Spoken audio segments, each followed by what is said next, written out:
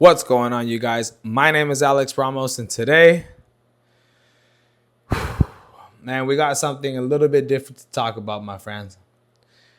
We lost another legend in the boxing world and in the combat world, my friends. I'm pretty sure you guys have already seen this, but Big George Foreman has officially passed away at the age of 76, my guys. Yes, man.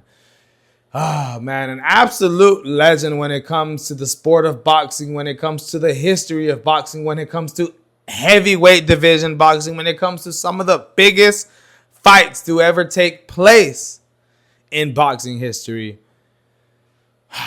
We've lost another great one, my guys. We've lost another great one, man. I mean, this guy, man, coming from poverty, being born in Texas, with a single mom. He didn't know his dad until he was already an adult. His dad was out there, but he didn't even know who he was until he was an adult already. He was raised with 6 siblings. He was one of 7 siblings with a single mom who was working in the fields to try to support her kids and try to have a great life. And life was rough for Big George Foreman growing up. But that never stopped him from accomplishing one of the most hardest tasks to ever accomplish in life. And that's becoming the heavyweight boxing champion of the world, having defeated Joe Frazier. Joe Frazier, the undefeated heavyweight champion of the world, having already defeated Muhammad Ali, where George Foreman was a 3-1 underdog going into that fight. And what does he do, my friends? He knocks Joe Frazier down 6 times and finishes him in round 2. The ref has to stop it. They didn't even get a throw in the towel in time. He says, hell no, that's enough. In an absolute shocker, an amazing victory, and something that people will remember forever, even to this day. You guys, having defending his title 2 times and then coming back and fighting Muhammad Ali in one of the most biggest fights, arguably to this day,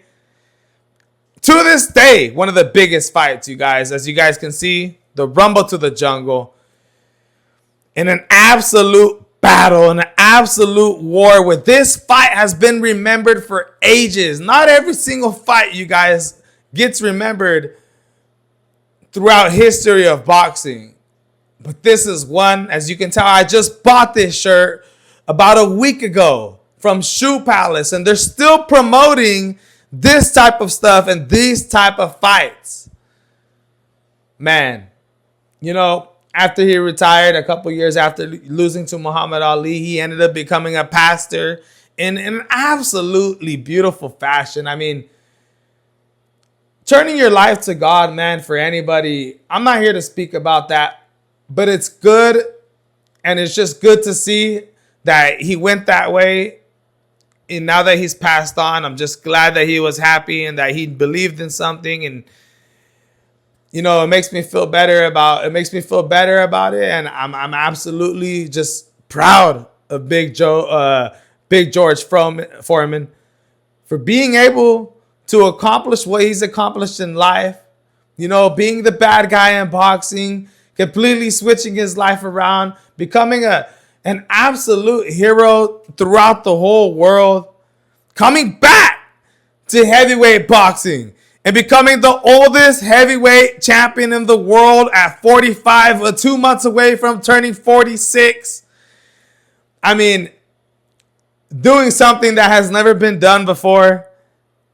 You guys, Big George Foreman was not only just a boxer, but this man was a legend, an icon, a hero, somebody that will be remembered since then till now and for the rest of boxing history. You will never ever be able to speak about heavyweights and the greatest heavyweights of boxing ever without saying the name Big George Foreman, you guys. My name is Alex Ramos. Here are a couple clips of Big George Foreman for you guys, man. Just a little shout out for him. And hey, I just want to give a 10-second little quiet little quietness for him. Share it with you guys, my friends.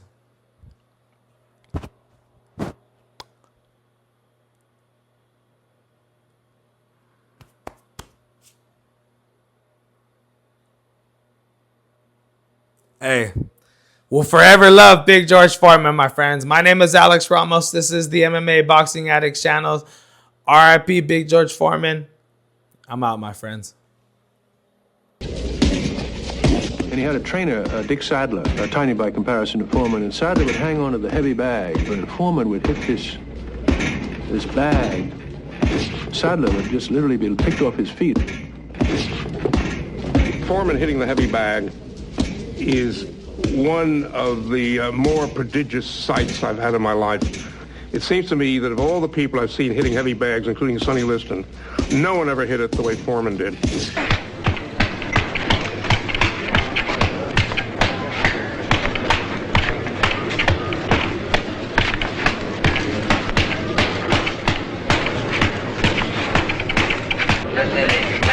Oye! Oye! Damn! George Foreman! Oye! Oye! Damn!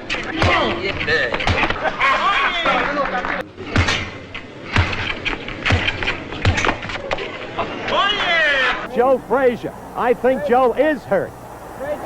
Angie Dundee, Ali's trainer, right next to me is saying it. You may hear him. Down goes Frazier! Down goes Frazier! He is as poised as can be. We have a minute left in this first round, and already this fight is proving out what some have expected. Frazier is dazed. You see the countdown for the first round. Foreman has not panicked. Foreman is going about his job. Foreman is all over Joe Frazier. Frazier is down again, and he may be. No, he is rising. He is game. He doesn't know where he is. Now the round is about to end. 2 knockdowns in the first round of Joe Frazier. Down again. No saving by the bell. He's up, and so the fight continues. Oh, he is all over Frazier again. He has Frazier in the corner. Frazier's knees buckled. He is down. He is down for the 4th time in the fight. In the Mexico City arena, a quick left from George. Another. Frazier is down for the 5th time in this fight. 3 times in the first round, twice in the second. McCanny checked his senses. Checked Frazier's senses. It's target practice for George Foreman. It is target practice. Frazier is ready to go again. Joe is standing. There he goes. 3 times. 3 times. The fight is stopped. No, it is not. It is not stopped. Angie Dundee is screaming, stop it. Bertie Pacheco, Ali's doctor next to me. It is over. It is over. It is